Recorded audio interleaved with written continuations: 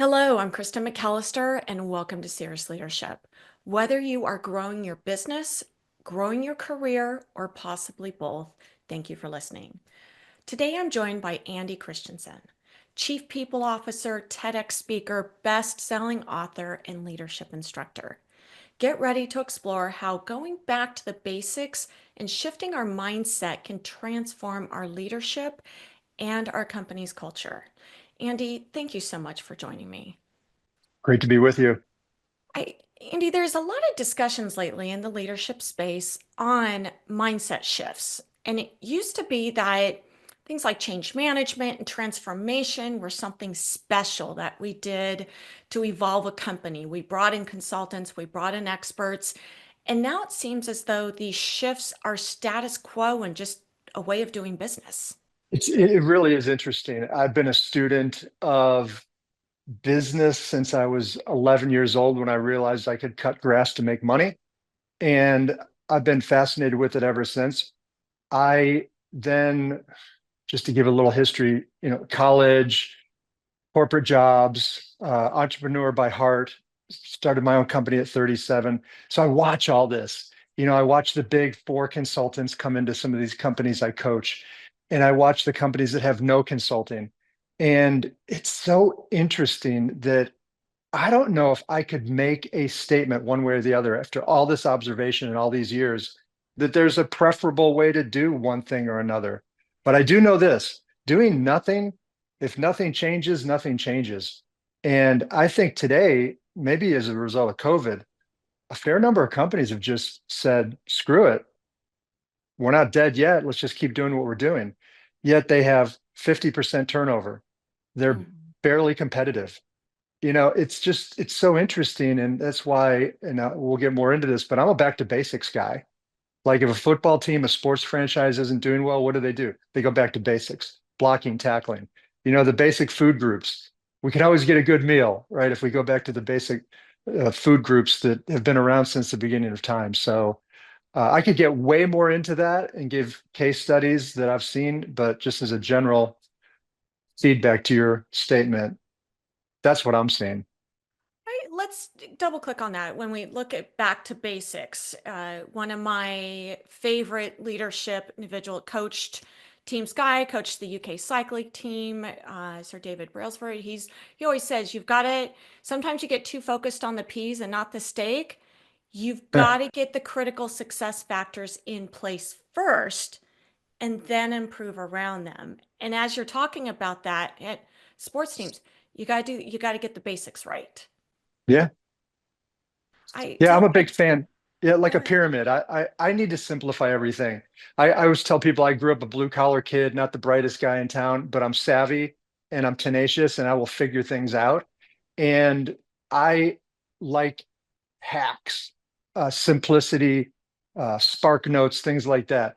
I want to know the essence of something, and then I'll go complicate it more if I need to, rather than give it to me complicated and you got to sort through everything. So to me, I have this pyramid model, and it's three P's: people, purpose, and process. And there's more P's you could add to the mix, profit, you could add promotion, and there's all kinds of things. But if you want to simplify it, you need a clear purpose. If you're a business, if you're a family, if you're an individual, you need a clear purpose. One, you need people, whether it's working on you as the people and you become your best version of yourself or the people around you. And then process. There has to be some type of daily, weekly, monthly process that you follow that's duplicatable, repeatable, and achievable. And it helps you then go back to working the purpose with people in the process. I just see it as that simple for me. Any examples? You mentioned some case studies on going back to basics. What does that look like in an organization? Because we get so caught up in the day to day, which is why we end up saying, well, it's working. Why fix it? Probably the best example is a company that's just kicking along. One local here to Atlanta called Technical Elements, and shout out to them. I can't say who the sports franchise is they work with, but they do events. They do event production for the largest golf tournament in the world, and just can't say who it is. And they were a company doing a couple $1 million in business, and they wondered if they could do more. And just by getting their decision makers in a room, me at the whiteboard, saying, why do you exist? Right? Purpose. Do you have the right team? Let's look at the players for the mission you just came up with. Their mission is to create events where people can tell a story. Where a story is being told, lives are changing. And then do you have the right people to pull that off? And again, just sitting in a room, going through all that, measuring, making decisions, and then a process for, okay, with those people and a few more that you need to hire and train and get on board to achieve that purpose. And purpose, by I mean purpose, mission, vision, core values, those are all rolled into purpose. And what's going to be the duplicatable, repeatable process that you do day in and day out, week in and week out, month in, month out to get there. Like, it can't get any simpler. That's, what is that, kindergarten, fourth grade? But for some reason we choose to go, well, maybe social media is our thing. And social media is great. But if you don't have those basics down, then you can spend thousands, millions on social media and maybe not move the needle. I love that you start with the purpose, because oddly, I think that we miss that because sometimes it's so hard to remember or come up with the words to figure out, why do we exist? Why are we in business? And yet our workforce and the current generation that's new to the workforce is really looking for that. Why are we here? Other than to make the company and its shareholders uh, value. Having clarity on Right. that, it's almost like once you get that, everything else is automatic. What are some of the recommendations you give to either professional CEOs or founders and owners, where we struggle with that the most, to figure out what is that purpose that can be Yeah. shared across the company? Well, I'll give you a sneak peek into my next book that's close to finished. And the theme of the book is how to find purpose in under 60 hours. No, wait a minute. We've shortened it. 60 minutes. No, actually, we made it better than that. 60 seconds. So you can find your purpose with this one question, and it's slightly different for business, but I'll start with the simpler one for individuals. What would you do if you had $10 million in the bank for work? And there's some science about why that matters and why it's work, and why you would pick that, and to support that. But for business, I encourage people to do the same exercise and do it for yourself first to make sure that what you want to do is within your business. I don't want to complicate it, but just on the business side, it's, why did you start this business? Mhm. And secondarily, if that's not clarifying enough, what would be missed if your business shut down? And if you can't put something powerful into why you're in business, or what would be missed if if your business was shut down, maybe that's your biggest problem. You don't have a big enough reason to exist. You don't have a big enough, you know, value proposition. I love that you said do it for yourself first, because sometimes we miss over that and we're so focused on the business, we forget about we are humans and we do have personal lives and we have families or we have other interests, and being able to make sure that we're aligning those two with our purpose in the business, because it can be a mix of that. We've seen that coming out of COVID, that the two are so intertwined now. Yeah, and you mentioned the next generation a few minutes ago. This is imperative. It's not just a nice to have. It's an imperative. If your company has 25% or more of next generation, call it at this stage of business world, millennials. Millennials are average age 42 to 28 right now. So if your business has 25% or more of them, well, I'll even say this: if you don't have 25% or more of them, you're missing something. Mhm. I don't know how you could be existing without 25% or more, but let's call it 50%. They want mentorship, they want purpose, and they want latitude. Those are the big three things they want. And time again, we have the opposite going on in business. We don't have purpose. It's not clear, or it might be clear to the owner, but no one else. And we don't have mentorship. We have micromanagement, and they want mentorship or micro teaching, not micromanagement. And they want latitude, like, leave me alone.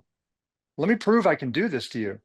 And and then check with me at the end of the week, but get away. Like, you know, if somebody's micromanaging, they're missing the owners should be doing something else. And if you have to micromanage, you have the wrong people. Right, you You just mentioned do. that with people is once you have the purpose, then you work on the people. How do we have the right people? What are some of the questions or the exercises that you walk leaders through to say, do we have the right people who can align with our purpose? Absolutely. Great question. And this is not a simple answer because people are not simple. So as I use this phrase, add some science to a very art topic. People are art. In other words, anything goes. Like but we have to get some concrete understanding around people. People want, again, purpose. They want involvement, interaction, mentorship. They want to be trusted and given some freedom. But in terms of hiring or determining whether you have the right people, I'm going to give you a Venn diagram because, again, I simplify this. And if anybody will put this information in the podcast, but if you go to leadershipbydesign.com, most of these tools I talk about are on there. They're free. Download it, use it. But the Venn diagram is within the hiring system that I have on there. And it is three C's. See how I have to simplify everything so I can remember. You need character, competence, and chemistry. So how do you find those? Character is that gut feeling you have when you walk in the restaurant to meet that person, or they walk into your office for the interview. That gut feeling that we don't trust, but we need to. I like this person or I don't. I trust this person or I don't. Go with that. If not, I can recommend tests you can give people to find their character. And if you want to go to that depth, but just trust your first 5 seconds and go with it. And I can give more data on that because I've interviewed people that way and I've interviewed not that way. And by making that snap decision in 5 seconds, and yeah, spend another hour interviewing them. But what was your initial reaction? And then chemistry. Chemistry is a personality tool. It's like we need a task-oriented person. Are they task-oriented? You can get that out of a DISC or Myers-Briggs or Enneagram. Any of those personality tools work. They're all just as good to me. And they just tell you whether the person's introverted, extroverted, people-oriented, or task-oriented, or a blend. And that shows whether you're going to have chemistry. I know the chemistry is part personality and it's part character and all that. These all blend together. That's why it's a Venn diagram. And then competency is the one we almost always use, the third one. What's their resume say? Well, shoot, people lie. You know, people exaggerate on their resumes. So if that's the only circle you're going with, get ready to be disappointed a week later when their character and their chemistry or shows up or doesn't show up. So if you balance those three, I think you can, whether you're assessing people that are currently in your business or people that you need for your business, I think you're in good shape. Keep it simple. And I'm curious, in that process, and including as you're evaluating the current team, how are you aligning that to the purpose of the organization, the purpose of what we want to achieve? Because the clarity on that, again, almost tells us the answers to everything else. Are you weaving that into the interview process? I think it definitely needs to be woven in and vetted from the standpoint of just mentioning it at a minimum. Hey, this is the reason we exist as a business. Give us your thoughts on that, right? As an interview question. And then shut up and listen. I've been through a lot of interviews on both sides of the equation. People that interview talk too much. You don't want to talk. You want them to talk. You want to tell the person what your company's about, sure, but spend the time listening and assessing and asking yourself, does this person seem like they're honest? When they say, yeah, I'm on board with that mission, ask why. What about it seems to be exciting to you? And then ask for examples. Tell us about another company where you got excited about the mission vision, or tell us about a personal brand that you love. Why do you love it? Is it about their mission?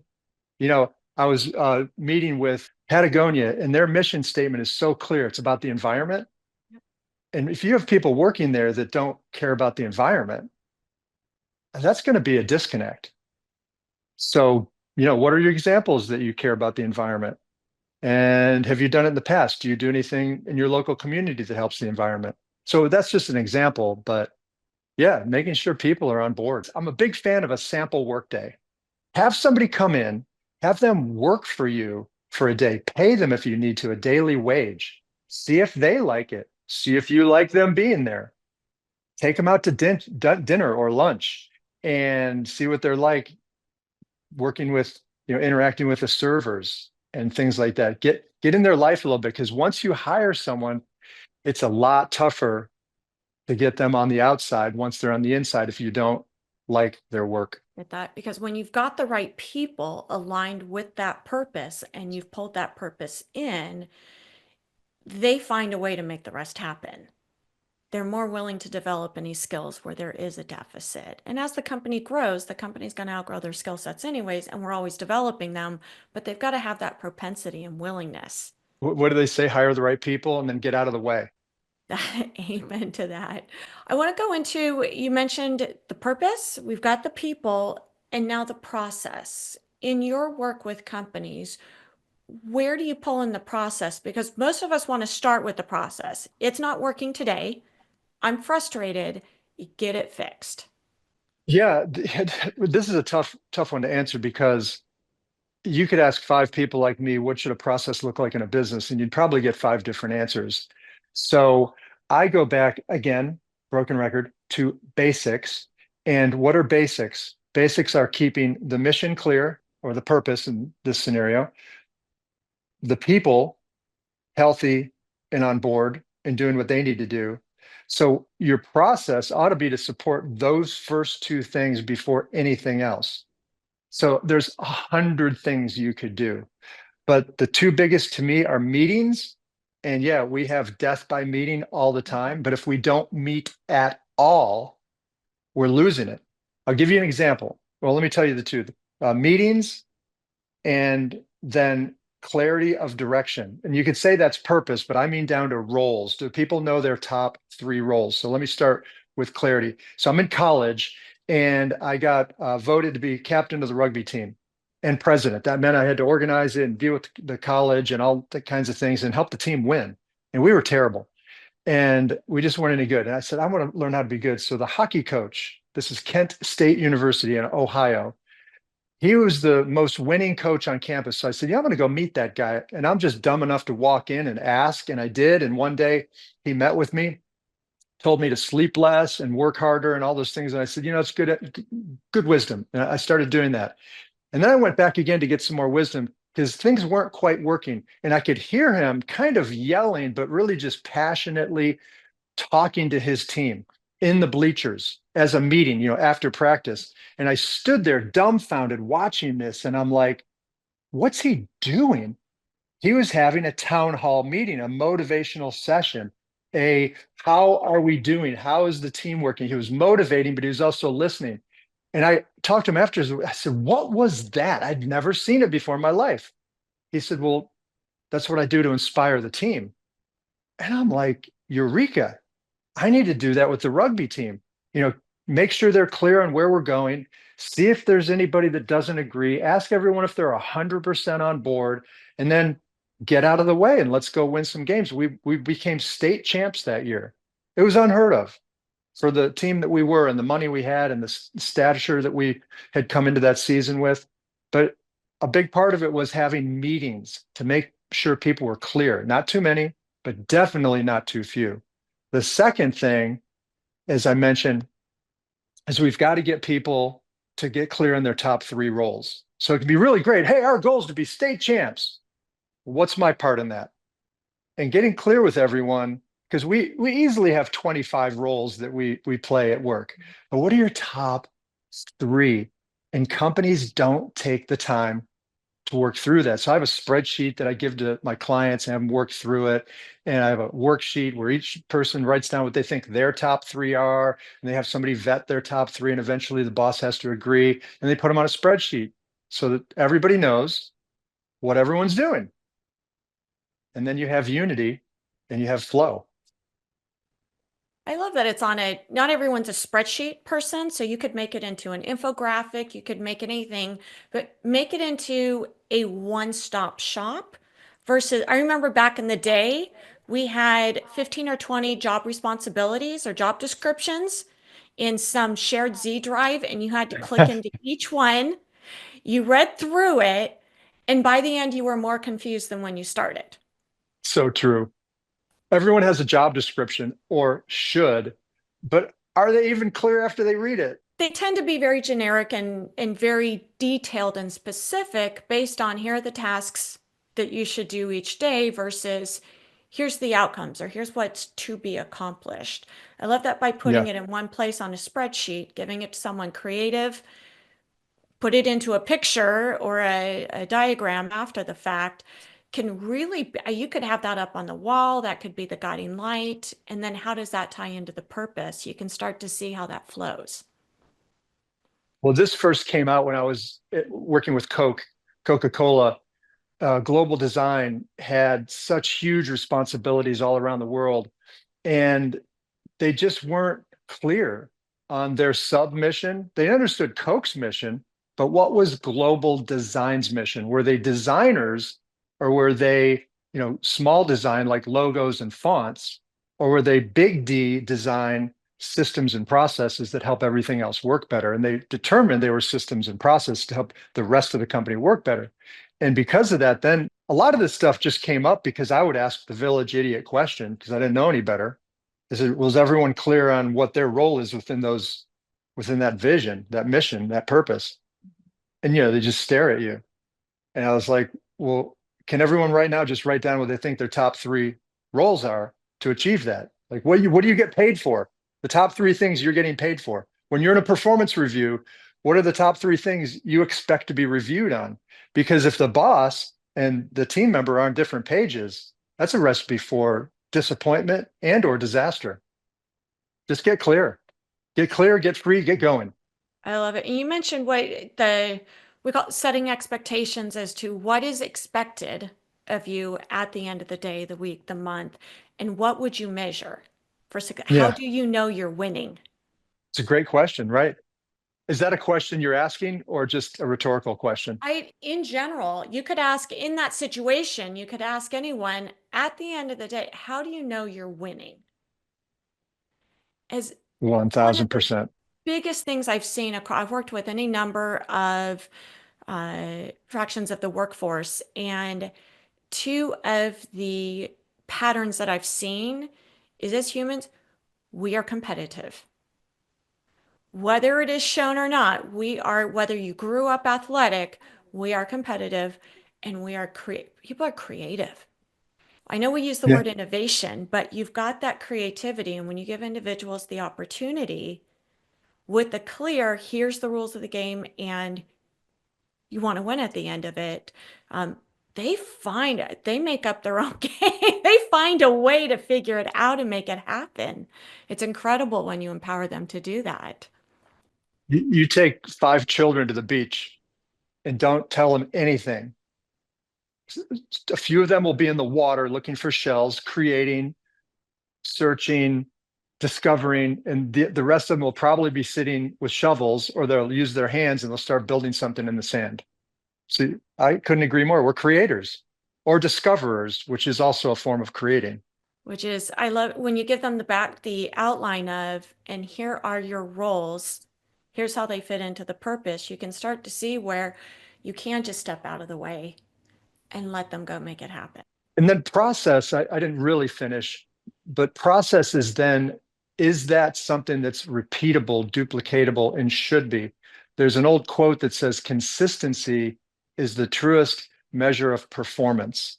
So, what are you doing consistently and progressively that is going to, over time, destroy you or make you great?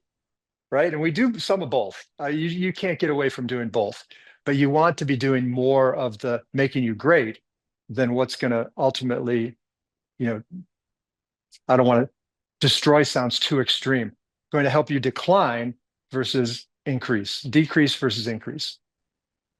That's practice how you play and play how you practice. Mm, That's that yeah. consistency. Love it. Now, I know that you had talked at the beginning of this that you've got your next book coming out.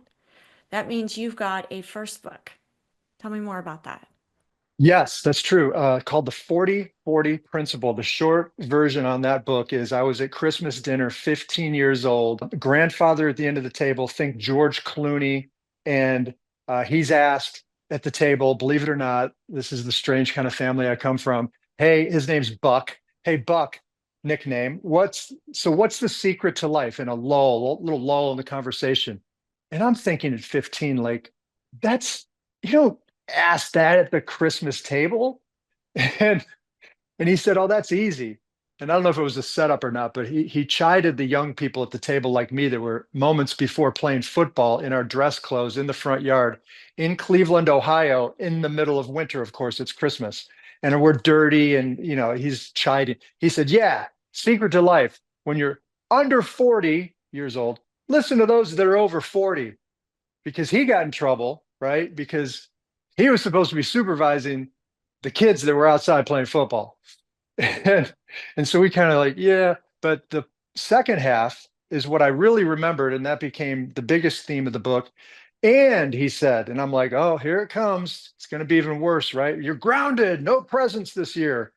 He said, and when you're over 40, talking about himself, we need to also listen to those that are under 40.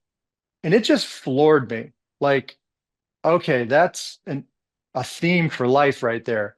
So years later, I wrote the book. It's basically on mentorship, but how to get ahead in life by inviting other people to be strategic advisors or mentors for you. And when you're my age, I'm over 40 for sure.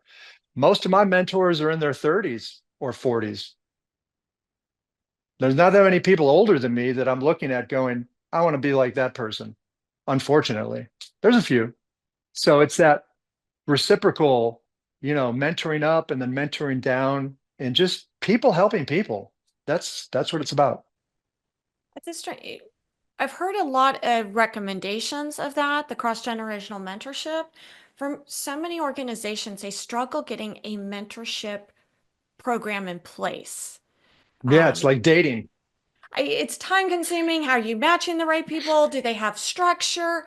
What would be your tips, advice, having written a book on mentorship for sometimes just baby steps? Great question. The simplest is just build your team, your dream team. I have a document that I give away for free called How to Build Your Dream Team. And it's basically how to build a personal board of directors. So, get yourself right because you can control those relationships because you're the one asking. And some of those are authors I've never met are on my dream team, like a Gary Vanderchuk. He's a great business person. He wouldn't know me. I've never met him, but he's one of my mentors. And I listen to almost everything he puts out. Simon Sinek. I've met Simon, great guy, had strategy session with him, but I don't meet with him. So a lot of these mentors can be people you just have, it's a digital world. You can get almost anything they put out there. And then some that I meet with personally on a weekly basis. I have a marriage mentor. I only talk to that guy twice a year. So that's build your dream team. It doesn't have to be every week, and you don't have to meet them in a coffee shop and be in person all the time. So that's the one thing. But you're asking more about business, which is a great question. I'm not avoiding it, but it's more complicated because adding science to art, and it's complicated. So a guy named Charlie Kim and Megan Messenger run a company called Next Jump in New York City. And they have a system which I love called talking partners. And I think they've cracked the code on this to some degree. They would have somebody like you and me be talking partners. It's not called mentorship. It's just two people that meet on a weekly basis and we just share how we're doing. And there might be more structure to it, but it's really just share a meal and share how you're doing in the company. You already mentioned it earlier. We're smart, we're creative.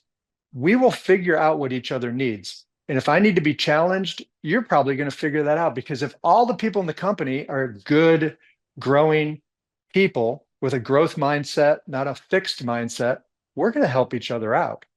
So I love the whole talking partners. It gets the word off mentorship because mentorship can be heavy and the expectations just make them clear to the people getting in the program. So in their company, everybody has a talking partner.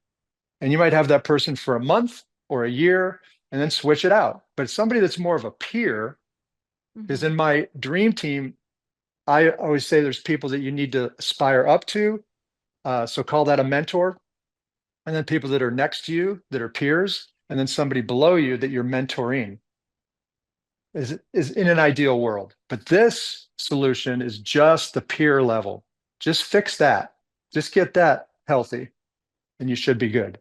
I love the ideas. You gave a great suggestion for business. You talk about what you do in your personal life, and we know that so many of those are melding right now. Is start asking that question to anyone you're working with. Who would be on your dream team? Who would be on your board of advisors, both personally and professionally? And get people thinking about who do you look up to? What type of information do you seek? And it really brings out that willingness. And if they're creating that, we tend to stick with stuff that we create and that we are more involved in. And just starting those conversations, I can imagine the information and the interests that come out from that, especially when you look at the current generations in the workforce and the amount of podcasts. You mentioned you listen to every single thing that they consume, and to find what podcast do you listen to? I have a line in that current book that says, be interested rather than interesting. Mm, We're not that interested in other people. There's what is it, the golden rule versus the platinum rule? mhm. Most people know the golden rule, do unto others as you have done unto yourself. But the platinum rule is do unto others as they would have done unto them. And the only way you can figure that out is by asking questions and learning to build that listening muscle. You mentioned a little bit ago, back in the early days working at Coke, you mentioned entrepreneurial and starting your business at 37. Who were some of those individuals that you worked with or companies that you worked with that really helped you shape the foundation for what you do now and how that impacted you? Yeah, that's a great question. The biggest would be E&J Gallo Winery, where I started out in my career and moved up a couple different ranks, was regional manager at one point. And just the way they would train you, the whole week as a sales rep trainee, and then working with your district manager to learn how to do everything. They onboarded you so well. And then really it was mentorship. And then you get into management, and there's a whole week for that and working with senior leadership. So they made sure you got it and that you were meeting the needs of the customer. And that's where I learned so many of those things. And then was shocked when I went to other companies and they weren't doing it. And they didn't even understand what I said. That's always interesting when you have different experiences with different companies and you had a great experience at the winery and then you said you went into other companies and they didn't have the culture, they didn't have the purpose. Did you see that as opportunities to help them at that point in your career? Were you still figuring out and going, why am I here? This just doesn't make sense. Well, the short answer is yes. The longer answer is, did they want help with culture? Did they see it as a problem? And I've become a big fan of asking, does someone have a desire to get help or improve said topic, said situation, or don't they? Otherwise, you could be more of a problem than an asset. And the companies that have, or individuals that have wanted to change culture, I am a huge advocate of then having a town hall meeting or a survey. Let's find out what your people, team members want. Because if all they want is a ping pong table to improve the culture and some free snacks in the break room, then don't go getting all worked up over painting the building and bringing in all kinds of other games and having meetings that they necessarily don't want, don't need, changing compensation or benefits unless they ask for it. And just because they ask for it doesn't mean you have to do everything either. So knowledge is power. Do a survey or have a town hall meeting, have somebody taking notes, because the old principle is if people weigh in, they're more apt to buy in. So let's start with the team. Now, I'll just put one caveat. If you're the kind of company where you're like, man, I don't want to open up that can of worms because it could get I crazy. You knew exactly what I was going to ask next because that's one of the biggest questions or one of the biggest things is I can only imagine what that would Yeah. look like if I did a town hall meeting. Well, then we need to modify. And that's why it's helpful to have a coach or, co-CEOs, however your company's structured, someone that decision maker can talk to get perspective, because everything's perspective. And if you have a company where you're like, whoa, that's going to be more trouble than help, then select a few representatives that can weigh in on some items, come up with what the 2.0 is going to be. Wherever you were was 1.0, and then wherever you're going is 2.0, and make it fun, make it interesting, make it something that can actually be exciting when you tell the company. And when you do tell the company, so roll it out. In other words, have a small group, you come up with what the new culture is going to be. Hey, we're going to have these 3 points to our culture, or the mission for next year is going to be these 3 points. I mean, it can be a yearly thing. It can be, hey, this is us until we change it again. This is where we're going with our culture. Whatever that is, make it fun, make it interesting. Don't just put it on a memo and send it out. You go, hey, we got a new culture. Like, people want to be excited about where they work. They want to feel good about it. They want to go home and say, you won't believe it. It worked today. They brought in this food, and there was this theme around every item had red in it. And we've got new branding colors, and they're red. And look, I got a t-shirt that's red, and we got this that's red, and a new screensaver that's red. And there's 3 points on there that we're all about. And make it fun. Make it memorable. It's amazing how powerful that can be. We worked with a company a number of years ago, putting in an interim CMO, rebranded employer branding and employee branding, not just to the customers. And they came up with apparel. There were ties, there were socks, there was all kinds of things. And it had spread to the extent that in interviews, candidates asked, when do I get the tie? Can Yeah, I get what's the socks swag, on? man? Where's the swag? I interviewed, can I buy the socks even though I didn't get the job? They wanted the apparel because it had become so identifiable to this company and was over social media, was at the industry shows. The employees were so excited about it. It became a must-have item for candidates interviewing. Do you think that gets back to purpose? Like, I want to identify with someone or something because it looks like I have purpose if I'm identified with them. I didn't even get the job, but I interviewed there. I have the socks. I've got a little bit of purpose. I don't like the tribe I'm at. I want to be part of your tribe. Just give me the socks. I want to show up those industry shows as part of that. Yeah. We started this with getting back to basics. What would be some couple pieces of advice to be able to stop, take a breath, and say, what have I overcomplicated? What isn't going right? What are the 10 problems that I know need to be solved today? And rather than getting caught up in chasing the problem, let me stop and identify what are the basics? What's the blocking and tackling I need to get done?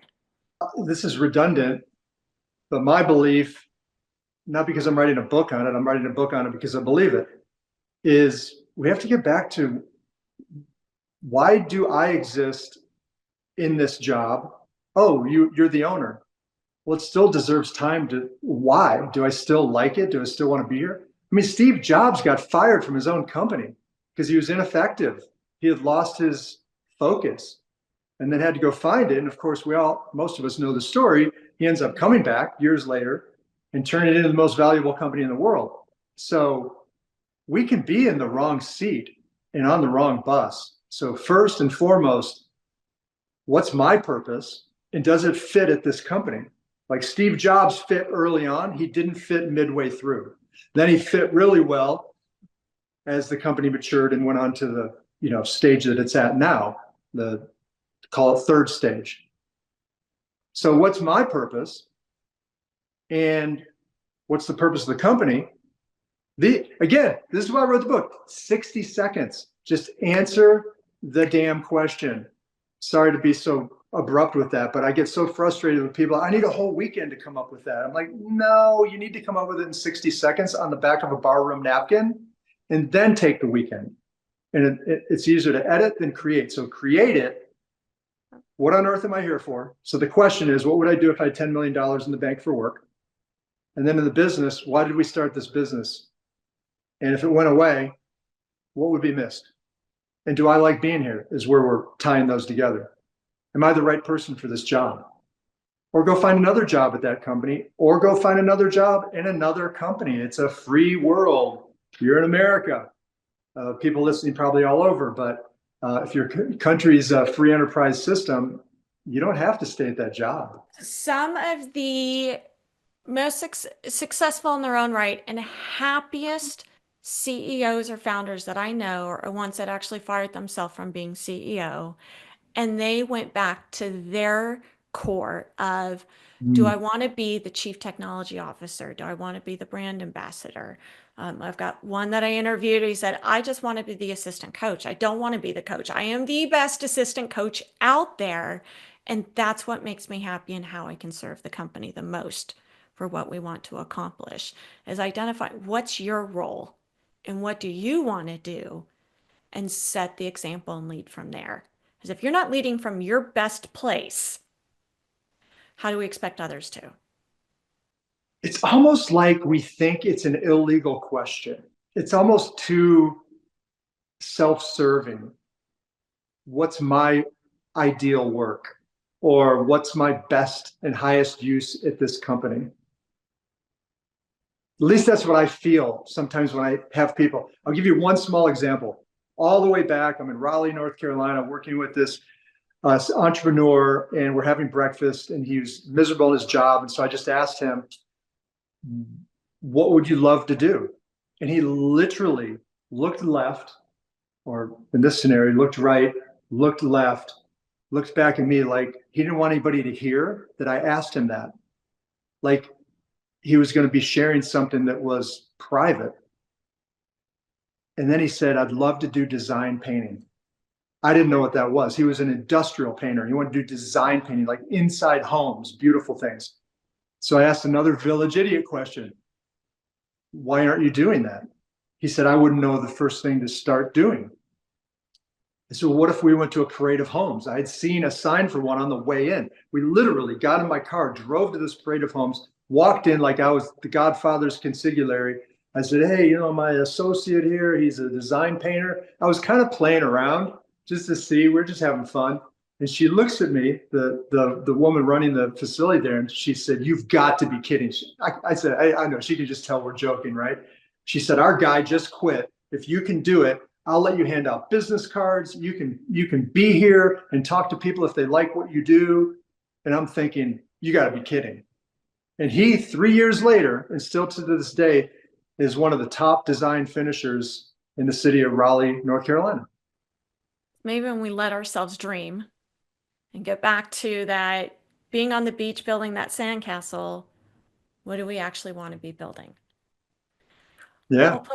pose that question to you. What is your purpose and what really drives you in your Well, it highest? used to be 50 by 50, which was to influence 50 world changers by the time I was 50. And I pulled that off pretty quickly. And then I changed it to 100 by 100 once I was over 50. Mhm. And that is now, I want to influence 100 million people to become world changers by the time I'm 100. And I won't make 100, but hopefully people will realize, oh, we have to carry it on for him. Mhm. But I'll give you a statistic. There are about 1.3 million, billion, 1.3 billion people in the world with mental illness. Our family's got a bunch of mental illness has just wreaked havoc in our family. And so it's personal to me. I just want to be able to help people get something that they feel like they can put all this energy into and not have it be sideways energy and all the other things that are holding us back. So 100 million is a drop in the bucket for the 1.2 billion, 1.3, I think it's 1.25 billion. But if I can make that small dent, and that's what gets me out of bed every morning, I will be in my final years a happy man. I love that the first time it was you personally wanted to influence the 50 by 50. And the second time around, it's I just need to influence people who can influence people who can influence, and that end product Right. is going to be the 100 million. We don't have to do it all ourselves, and you've built an incredible village and dream team around you. to go not impact 50 or 100, but 100 million. Thank you so much, Andy, for sharing. I look forward to your next book. Let me know when it's out. Thank you. And I appreciate you sharing your authenticity, and I look forward to having you again. Let's go change that world. I love it. One person at a time to 100 million. Thank you, Andy. Thank you.